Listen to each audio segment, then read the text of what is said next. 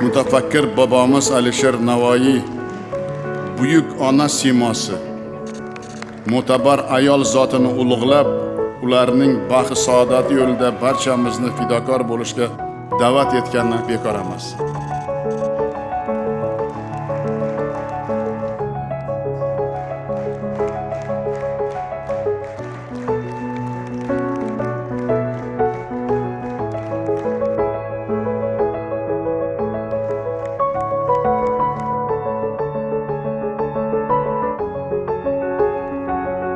Mehr-oqibat, oliyjanoblik, muhabbat va sadoqat kabi yuksak insoniy qadriyatlarni kamol toptirishda, oila qo'rg'onini mustahkamlashda sizlarning xizmatingizni hech narsa bilan qiyoslab bo'lmaydi.